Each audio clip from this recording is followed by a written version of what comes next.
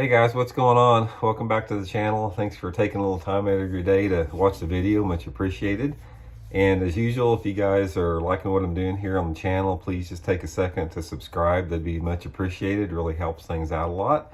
And today I'm going to show you what my two favorite finesse swim baits are. We're getting right into the middle of finesse swim bait season from about now until really the end of March, as I throw them quite a bit. And I've got two of my favorite ones here, and I'm going to show you guys how to rig them and talk a little bit about where to fish them. But real quick, just a couple of housekeeping tips.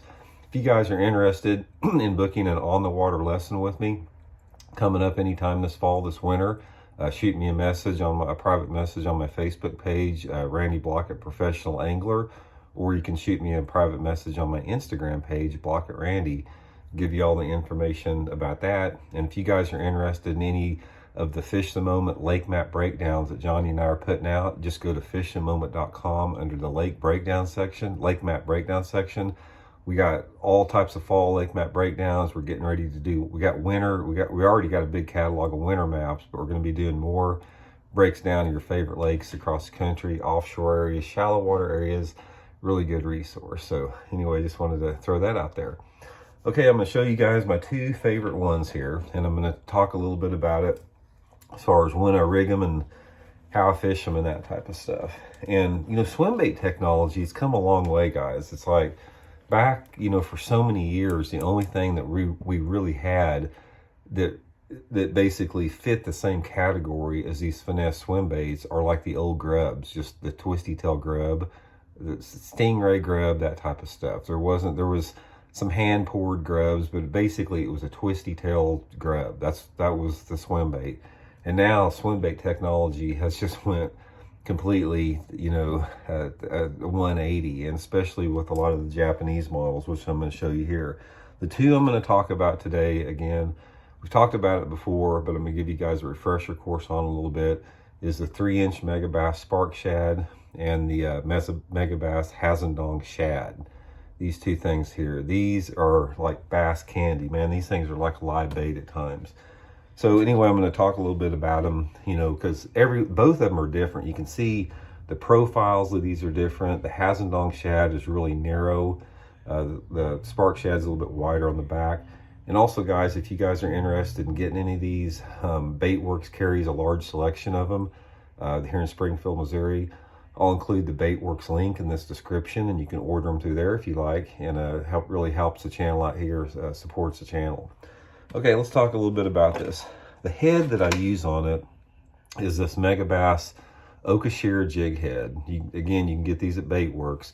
This is the real original fish head jig head. Megabass came out with this years ago. It's been copied by everybody now. It's a fish head design. They've really improved on the Okashira. It's got a really stiff, small gap, nano-coated hook. Nice keeper there. You can see that keeper? That's what keeps your swim bait on. Super stiff hook, yet it's small diameter. This is just like, without a doubt, probably the best swim bait hook I have ever used. So the way that I rigged this thing here, I'm going to show you guys a little bit about it, is I fish it a little bit different. You know, a lot of guys will use the whole thing, but when I'm rigging the Spark Shad, I always like to cut it off behind the eye right here. I like the length of it. It takes about 1/4 of an inch off the length a little bit. And also by cutting it off, it gives me a good placement for my jig head. So the thing that I do here is come in behind it. And here's another thing, guys. When you're coming in behind it like this, don't like insert the hook point right in the middle of it like that. I like to go up on the high end of it, a little bit like that, just a little bit higher, because if you go up high on it like that, it gives you more of a bite gap on your hook. You don't have as much plastic in there. You got to come through really, really straight, because if you don't, your bait's not going to run right. And then that's how the final thing is set up. Sometimes you'll have a little bit of plastic on the head, so I'll trim that plastic back flush with it, where it's a little bit more segmented. So that's the rigging setup on the 3-inch Spark Shad here. I'm going to rig them first, and I'm going to talk a little bit about how to fish them and when to use one over the other. Now the Hazendong shad, it's the same way here. The Hazendong shad is a little bit smaller, but again, I usually cut it off behind the eye. It gives me a good flat surface. I'm gonna rig this up. Now it's really important when you're rigging this Hazendong shad, it's narrow across the back. So since it's narrow, you really have to take your time to make sure you center it perfectly, because on this Hazendong, if you don't get it just absolutely perfect, it's going to run off to the side on you, and you definitely don't want that on your swim bait. So that's the setup on the Hazendong shad. Just a nice little tidbit of a swim bait there. So here's the two side by side on it, as you can see. Nice little tidbit swim baits here. Now, once you get them rigged up, the next key is, where do you fish them at? It's pretty simple. There's really two type, or actually three, but there's three type of areas that I key on these little finesse swim baits between now and March. The first two areas are main lake and secondary points. If you guys watch this channel, you hear me talk a lot about main and secondary points, because in my opinion, main lake and secondary points on a man-made impoundment are probably among the top bass structures all year long. I'm talking 12 months out of the year.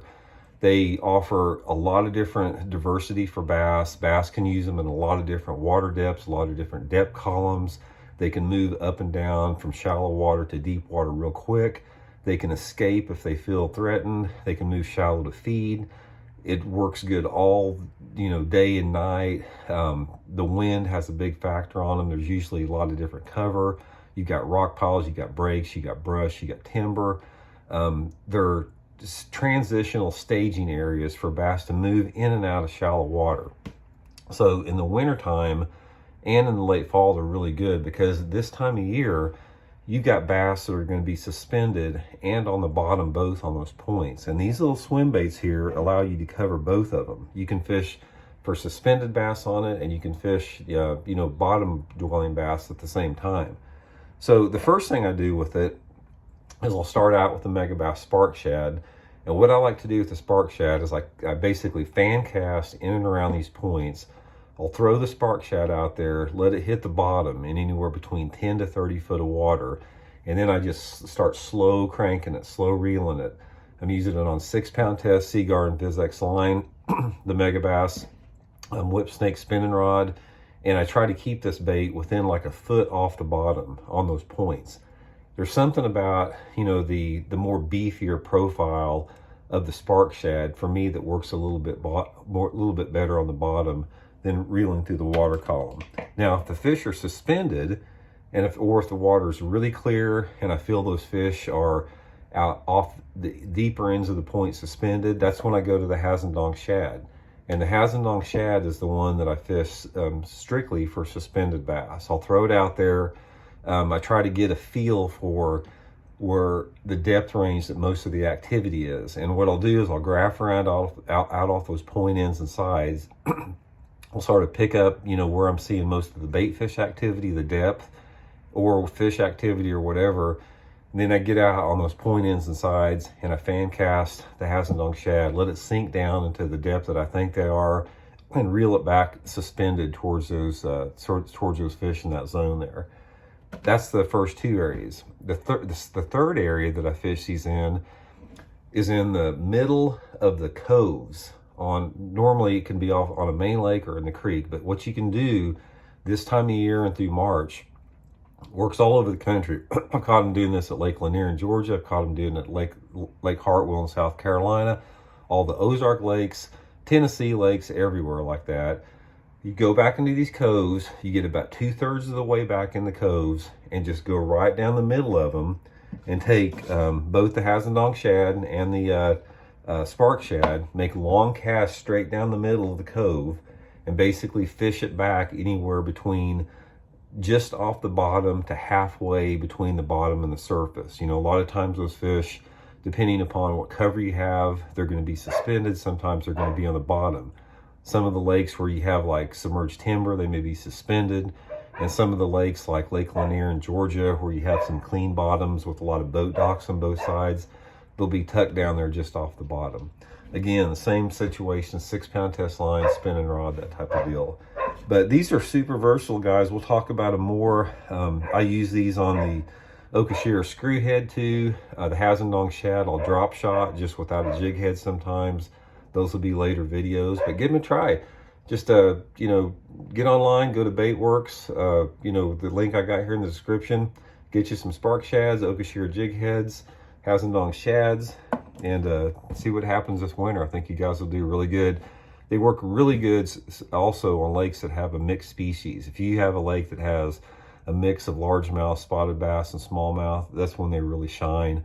And water clarities, I prefer anywhere between, say, 3 to 10 foot visibility. So anyway, guys, thanks for tuning into the video. Again, much appreciated. And please hit that subscribe button if you haven't. I'd really appreciate that. See y'all later.